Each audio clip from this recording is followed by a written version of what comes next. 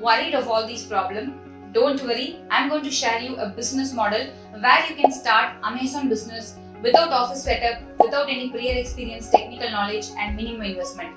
Yes, you can start this business from the comfort of the home, or even if you're away from India, you can start this Amazon FBA business. Hey everyone, I'm Nivetha Muralidharan and I have trained over 15,000 people to kickstart their e-commerce business, and I am founder of Newgenmax, where we help e-commerce sellers to scale their business. So now I'm going to share you how you can start your e-commerce business in 3 steps without any office setup, without prior experience, technical knowledge and minimum investment. So I will separate this particular method into 3 steps. So I have formed a formula called Ecrushing method. Yes, the Ecrushing method is divided into 3 steps. One is foundation, another is launch and next is scale. What is foundation? It's very basic. Each and every business requires a proper foundation, and Amazon is also same. You require proper documentation along with proper product selection. Number 1, documentation. You need a GST to sell your products on Amazon. Yes, irrespective of your revenue, it is really important for you to take a regular GST so that you can start selling on Amazon. But if you are planning to sell non-GST items like books, etc., then GST is not required. Next comes the product selection, the $1 million question that everyone asks. I am going to share you some of the tips and tricks to select a particular product. Don't select highly competitive products. What do you mean by highly competitive products? Let me break this down completely. Consider that I am planning to launch a baby soap, and there are equal competitors for me for the baby soap, where we have Johnson & Johnson baby soap and Himalaya baby soap. You just answer me this question. Will you try a new baby soap on your baby's skin? The answer is simply no. Even if I am going to launch a product, I will not take that risk. It involves a lot of formulation, testing and also trust factor. So this is called competitiveness. Don't select a product which is highly competitive. If I'm going to launch a soap, let's name it as Nivetha soap, no one is going to buy it because already there are good players in the market and they won't buy my product. So please don't select highly competitive products.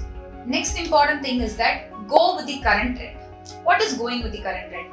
Very simple. If I'm planning to sell all the accessories related to DVD players or DVD, CD, etc., right now we won't get maximum sales. So because most of them don't even use DVD. Yes, I also don't have a DVD player, so the usage is very less. So don't select a product which is not going in the current trend, and in the near future, I believe that all the CDs will be replaced by pen drives. This is one idea. And I will share you another idea. In the lockdown times, one of the highest selling product is office chairs. Most of the people started working from home, and that is the major reason that many started buying office chairs. And yes, it is one of the highest selling product. So always going with the current trend will be really important. Yes, I also need a break, and office chair is really helpful whenever you're working from home. It's great. Next, shipping weight of the product is very important. Let me give you an example. Consider that I'm planning to sell this particular water bottle. Let me check the charges that Amazon is going to charge me for this particular water bottle. Alexa, can you please help me in figuring out the charges for this water bottle, which is less than 500 grams? It usually costs less than 100 rupees. Okay, the charges is actually less than 100, which is really good. So the shipping charges is feasible for me. Oh, it's little weight. And the product is approximately 5 kgs. Alexa, can you please help me out with the charges of the particular product?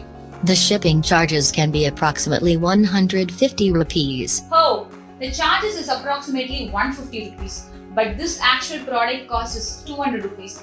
For a 200 rupees product, will anyone buy paying 150 rupees shipping charges? So it's time for us to think whether we are going to waste money in the shipping charges. However, if you are selling bed, furniture, gym equipments, weight-related products, something like 5 kg basmati rice, 5 kg atta, then it's perfectly fine. Else, try to stick on to a shipping charges which is not so heavy so that you don't waste your money on shipping charges. Next is selling low-value products. Yes. Consider that I am planning to sell this particular product at a price point of 99 rupees. Do you think will I make profit? Let me check out the same for you.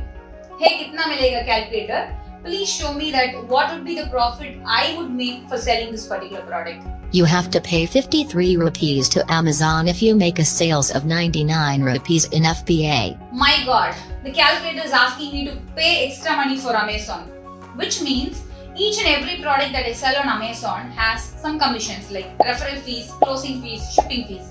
If I am going to sell a product of 99 rupees or 199 rupees, at the end I won't make any profit. In turn, I turn up paying money for Amazon. So it is really important for us to understand all these logics and implement together.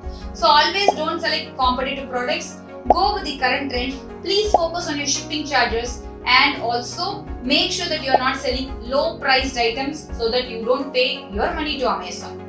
Yes, and that's it for the level 1 where I said that you will learn about GST and product selection. Now next step is launch. Are you ready along with me to launch the product?